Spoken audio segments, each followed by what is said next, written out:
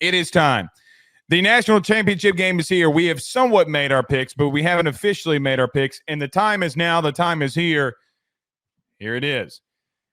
The national championship game between Ohio State and Notre Dame. Joe is going with Notre Dame, and I am going with Ohio State. These are our final standings here. Joe, congratulations on a very good year. Yes. But one of us are going to be right, and one of us are going to be wrong. But this is the national title game.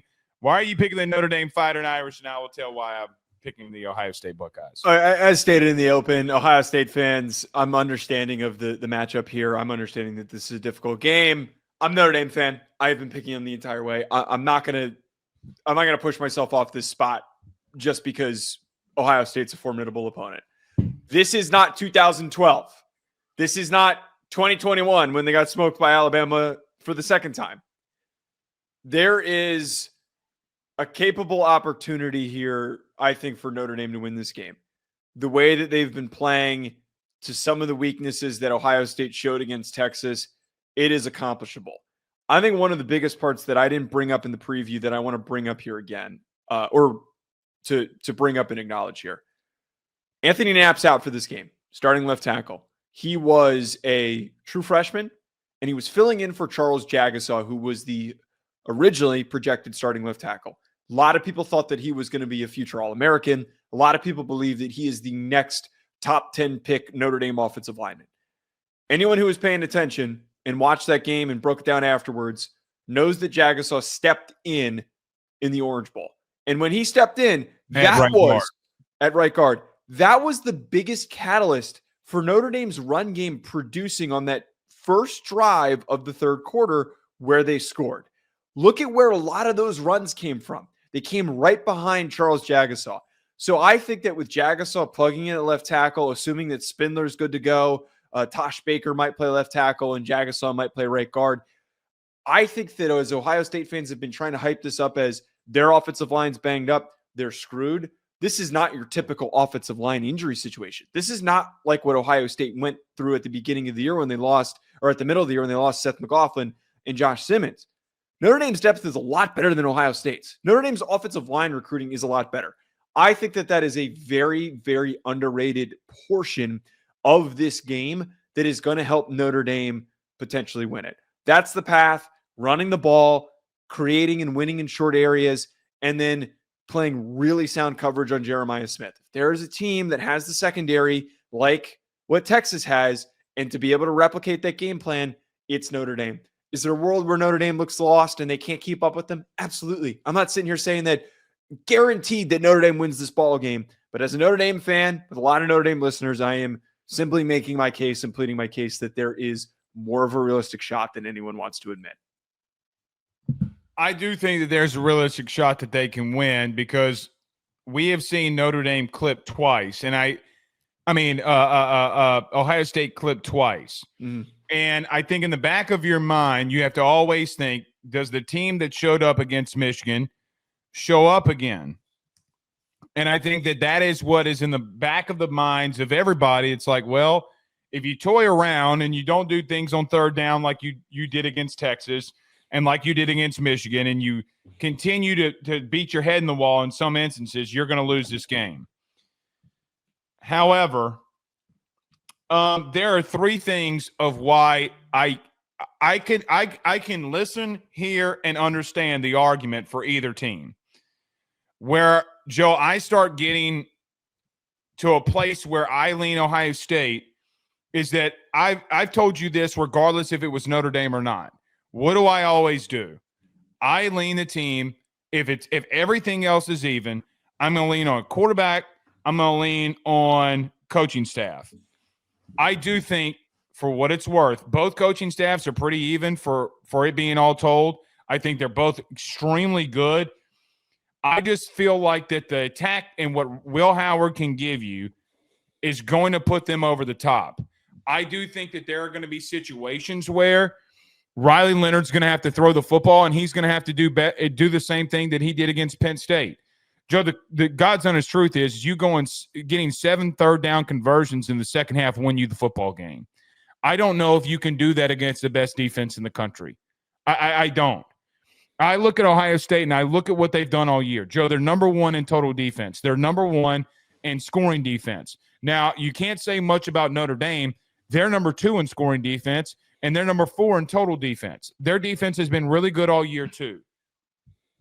But, man, I think that they just have too much offensively, if I'm being honest. I don't know if Notre Dame can stop them on the perimeter. That's the biggest question mark that I have coming into this game. Even though Singleton and Allen did not break off massive long runs, Joe, they can consistently give you 7 yards a pop.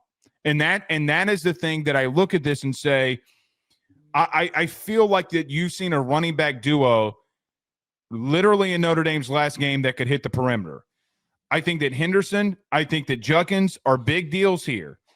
And quite frankly, I think if Notre Dame were going to win this game, they're going to have to play massive amounts of ball control and keep the ball away. And they certainly can do that. I'm not saying that they can't. They 100% can do that. But, man, if this game gets the magic number for me in this game is 28 for Ohio State. I think if you get there, you win. It's over. Because I don't disagree with that, actually. I mean, that's if Ohio State gets to that number, hell, Joe, if I'm going to be honest with you, if they get anywhere over 24, I think it could be over. If you get there, I mean, that's a little much. I'm with you. Yeah, if they get to 28, I think it's over. I just think that they have too much for you to stop. But as I've been telling you all year, in the discussion that we've been having all year, we make so much about them offensively. Every time we talk about Ohio State, it's offense, offense, offense, offense. Joe, we never, like from a national media perspective, from everybody that you hear talking about keys to victory for Ohio State, they may slightly mention them defensively. Big dog, I saw you go up against a really good defense in Georgia, okay, and you scored 7 offensive points. And by the way, you started the drive at your own 10-yard line, or their 10-yard line. That is what generated you that score. You had to kick field goals in other instances. The kick return and the field goals were the other scores. You're facing a defense that has that level of talent. That to me is I don't think Ohio State, Georgia can't score. You're facing a same talented type of defense that, quite frankly, you don't think Ohio State has got the same amount of talent as Georgia? Wait. No, they do. Ohio State's definitely more offensively talented than Georgia. One, Notre Dame was still able to produce and move the ball in important situations where they were playing ball control, where their defense stepped up and made big plays. Sure. I don't think, though, then I think what's most important here, Georgia still, like, to say that Georgia's offense couldn't score, I don't think that is good framing, because they literally couldn't score. But framing it like that downplays the quality of defensive performance that Notre Dame had. Notre Dame had a really good defensive game. I think it's more the result of Notre Dame's defense stepped up and made game-shifting plays. They weren't luck. It wasn't like ball tipped up into the air or Gunnar Stockton shits his pants and throws a bad interception like he did in the SEC championship game. There were legitimate opportunities that were created by special teams and by defense. And you only score, and with a team that in the second half that got past the 50-yard line once, you scored 0 points. You can't, Joe. You cannot convince me at the current moment that that's not a big deal. It obviously is, but in the if I told you that any game in the playoff that Notre Dame offensively would get blank from scoring touchdowns, I know you well enough to know to say that you think that they're going to lose. I know you would. Well, but they didn't get blank from scoring touchdowns. They had a kick return for a touchdown. But they had a Bo Collins touchdown right before the halftime, which, yes, was from the 10-yard line. Again, from their own 10-yard line. I mean, like, I get what I understand what you're saying. I think that this is going to be a different level of team overall that you're seeing. If you're going to win, you better play 3 yards in a cloud of dust and hold on to that football. But that's what Notre Dame has done. Notre Dame has done. Well, then it comes to the next question. Can you do that? Yes, Notre Dame has done that successfully and did it against Georgia. They did it against Penn Ohio State. State. They haven't. I don't like the way that you're making Ohio State out to be this unstoppable force. They're not undefeated. I literally They're started flawed. this whole segment off by saying that the Michigan thing can happen. So Notre Dame can win.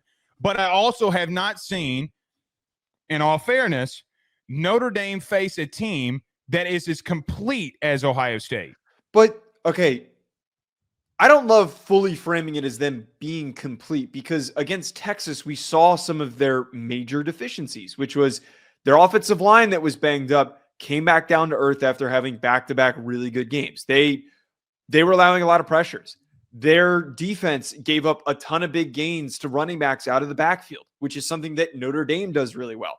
They're a really well-rounded team. They're a really good team, but they're streaky at times. And being complete, I just think is something that we should reserve for discussing. Okay, fair. They're the most talented team that you've seen the last 2 years.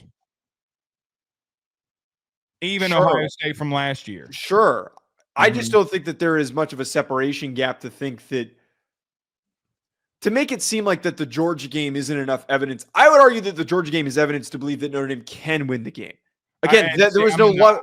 I'm in the opposite camp. There was no luck involved in that game. That was there is a little. Okay, I've given you a lot, and I haven't. You went up against a kid in his first start in a playoff game. Now, like people get mad at you when you say. But we said on this show, and Georgia fans ate it up. We were wrong. We were wrong. We were clearly wrong for weeks. The national media ate it up Joe, for weeks, saying that Gunnar Stockton was better. It doesn't matter what we said before the game when we're wrong when the game got played. We weren't wrong, though. If Carson Beck starts, he also plays poorly. Yeah, but that's a game where he throws three picks. That Carson Beck gives them the better chance to win. I think Carson Beck would have had more turnovers than Gunnar Stockton did. Well, that doesn't prove the point because they scored the more times that he scored or he threw 3 touchdowns, they scored more points. Look, to get back to what we're talking about with this game, they're going down. Notre Dame's going down. This is obviously the hardest offensive matchup that they've seen. Notre Dame has found the one of the reasons why I have faith, and I think why Notre Dame fans have faith, is that in the past, they have, and I'm talking under Marcus Freeman, no other era, when they have gone down and they have seen really difficult situations, they have folded. This is a game where they totally could go down by 10 points. They could go down by 14 points, and everybody could be calling Notre Dame frauds and calling for them to be, that they didn't deserve to be there. Well, they have shown an ability to bounce back and to snap back and to make adjustments. I would go as far as to argue that I think that Notre Dame is the better second half adjustment team. And we saw last week that Ohio State did not make apt halftime adjustments. If anything, it was Texas who outcoached them at halftime. And if it wasn't for that strip sack, the game would have ended up completely differently. I'm not going to play that if situation. Well, I mean, you can't play the if scenario. And again, y'all are putting too much down on Texas to the level of I'm not putting anything down on Texas. I'm saying beating Texas by 14 with the level of talent that they have at edge is a big deal. And there is wait. But beating them by 14, we both know that game was extremely close. It was about to be a tied ball game. Oh, okay. Well, then if I'm gonna give you that, then you're gonna give me USC versus Notre Dame. Because they struggled. Did they struggle? And it's against the best receiving core that they saw. When I look at the USC game, I got Jaden Maiava going 27 of 48 for 360 and three passing touchdowns. We've talked about this. There was a bunch of garbage time yards that he produced. Joe, you can't do that. You can't. Yes, I can. Yes, I can. I watched the game. They were down multiple scores. Joe, you can't. No, they weren't. He throws an interception, and they're down by 7. By the way, I'm looking at the play sheet. You can go look at it right now if you want to. There's 7 minutes left to go in the fourth quarter, and they're down by 7 in the red zone. You cannot hold on. You cannot tell me that Christian Gray, whose interception is a touchback, when they're down 7, is the game not close in the fourth quarter. That's bullshit. No, but after that, they get a pick 6, and then they're throwing on every single play for 2 straight drives. Sure, they got down in the red zone on 2 straight drives. But you cannot ignore the fact that you had a team that was 7-5 and the best passing offense that you saw. Lemon, 9 catches, 133 yards. Deuce Robinson, 63 yards. Zachariah Branch, 4 catches, 45 yards. They threw it all over you. And what people are trying to say, and when Notre Dame fans get, just being honest with you, so pissed off, oh, this and this and this and this was happening. Bullshit. It was the best offensive team from a wide receiver core that you saw, and they threw it all over you. We need to wait. But the problem is we're bringing up the context of those stats. That's why we're countering. There's context. Okay. And the context of Texas is you have literally one of the better blue chip ratio teams with arguably 2 All-American edges that are going off. It doesn't matter. Texas could not get over their own hump, and that's what they have to do. But you cannot convince me that they don't have the same level of talent. And something that you haven't even brought up either. Wait. Who doesn't have the same level of talent? What are you saying? USC does not have the same level of talent as Texas does. No, they don't. It was rivalry weekend. I just think that is not a quality example. Okay, well then I'm going to just say it like this: you haven't played anybody with that level of dude on the outside of them. Is that fair? That's completely fine to bring up. And they're going to give up big plays. They're going to give up big plays to Emeka Ibuka. They're going to give up big plays to Trevion Henderson. But the thing that I can trust is that what they have faced a lot of quarterbacks throughout the stretch that have a lot of talent but are mistake prone. Okay, Will Howard. Can you name them? Yeah, Drew Aller, Gunnar Stockton, Curtis Rourke, all guys that were really productive this year. Curtis Rourke is going to go way earlier than you expect in this upcoming draft. Drew Aller, we've talked about as a future top 10 pick. And it will be stupid. Gunnar Stockton is still a quality starter, and next year we're going to be talking about him. Joe, he's literally about to get benched for Puglisi. Like, the point I'm trying to get at here, and that I was trying to say before you cut me off, they have forced turnovers despite giving up big plays. You just brought up the game that Maeva had. I don't give a shit about the fact they gave up 360 yards because he so desperately had to get back into the game because he threw 2 pick sixes. Notre Dame scored 2 times on defense. They're not just winning off of turnover luck. They're winning off of turnover production. They're one of the few teams in the country that can say that. One of the pick sixes did not come on Maeva. It came on the tight end. We debunked this. Joe, I'm literally looking at it. You can go look at it yourself. I remember watching the game. It wasn't a tight end who threw it. Jake Jensen's the guy who threw it. Where are you looking at that? I literally typed this in. I want you to go to Notre Dame versus USC box score. And it's going to be a box score right there. And I want you to click on it. I watched this game, and you're making a play up that didn't happen. No, I was watching the game. I remember the interceptions. I don't know what you're talking about. Unless ESPN is wrong, unless this box score from Google is wrong, then I don't know. I'm pulling it up. They did get an interception off of a tight end, but it was not one of the 2. So you're saying he had 2 picks? He didn't have 2 picks. He scored 5 total touchdowns on your ass. You had a first-time starter with the best receiving core that you saw all year, and he scored 5 touchdowns. Again, the context of getting boy, look, we all know Notre Dame. Give a shit right now. Notre Dame fans know that if you're going to find a way to prove that they're going to, you let in like you were going to make it seem like they could play close, but it seems like you think I do think it's going to be around a 7 to 10 point ball game. I think at the end the talent's going to separate. All right. What do you think it's going to be? I think it's going to be a 7 to 10 point ball game. I think I think the talent's going to separate early. Be a 3-point game. I think it's going to be a 3-point game. I don't know why I said that. I think it's going to be a 3-point game. It's not going to be a 3-point game. You want to bet the line? I'll bet you right now. What do you want to bet? You're giving me 3 points? You're picking them to win, so you want to give me? No, because I'm trying to think. No. That doesn't add up. No. You said Notre Dame is going to win. And they're going to win by 3. But I get plus odds on this.